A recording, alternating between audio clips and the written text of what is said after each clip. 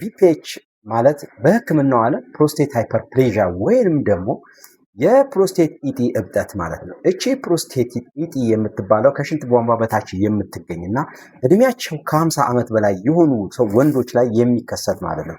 እቺ ፕሮስቴት እያበጠች በምትመጣ ሰዓት የሽንት መተላለፊያ ቱቦን ታጠበዋለች።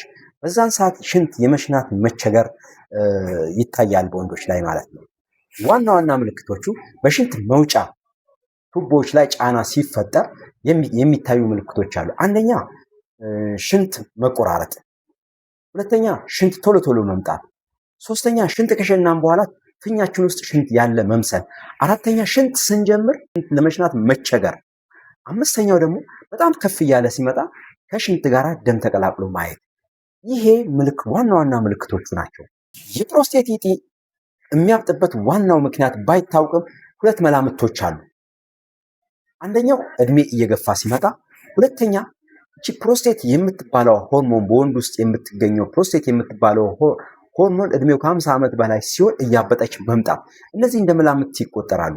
አንደኛ የእድሜ መጨመር ወንዶች ከ50 ዓመት በላይ ሲሆናቸው ይከሰታል። ሁለተኛ ደግሞ በወንዶች ውስጥ የምትገኘው እቺ ፕሮስቴት ኢጢ ማበጥ። ሶስተኛ ደግሞ የቤተሰብ ታሪክ ከአያት ከአባት የሚተላለፍ ካለ። አራተኛው የአኗኗር ዘይቤ ስፖርት አለመስራት፣ አልኮል፣ ካፌን አብዝቶ መጠቀም። እነዚህ ነገሮች መንስኤዎቹ ናቸው። ቢፒኤች ማለት ካንሰር ያልሆነ እብጠት ማለት ነው። አብዛኛውን ጊዜ ሰዎች ምናልባት ቢፒኤች ሲባል ካንሰር እንደተያዙ ያስባሉ፣ ግን ካንሰር ያልሆነ ማለት ነው። የሚያመጣቸውን አንዳንድ ምልክቶች ካየን ህክምናውስ ምንድን ነው? በሶስት ደረጃ ይከፈላል ህክምናው። ቀላል፣ መካከለኛ፣ ከፍተኛ። ቀላል ሲሆን በአኗኗር ዘይቤ ማስተካከል ይቻላል። እነዚህ አልኮል መጠጣት ማቆም፣ መቀነስ፣ ካፌንና አልኮል መጠጣት ማቆም፣ ከመሸ ከ2 ሰዓት በኋላ ብዙ ውሃን ኢንቴክ መጠቀም ማቆም። ይሄ በአኗኗር ዘይቤ ልናስተካክለው የምንችለው ነው።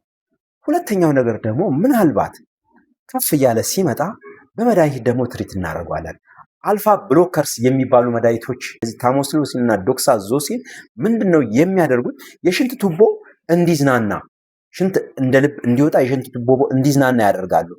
ከዚህ ደግሞ ከፍ ሲል 5 አልፋ ሪዳክቴዝ ኢንሂቢተርስ የሚባሉ አሉ። ፊኒስትራይድ እና ዱታስትራይድ የሚባሉ መድኃኒቶች አሉ።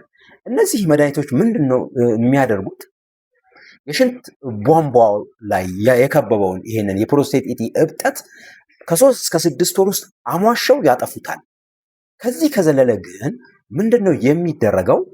ከዚህ ሲዘል በሰርጀሪ ሌዘር ቴራፒ ይደረጋል፣ ወይም ደግሞ ሰርጀሪ ተደርጎ ሪሙቭ ሊደረግ ይችላል።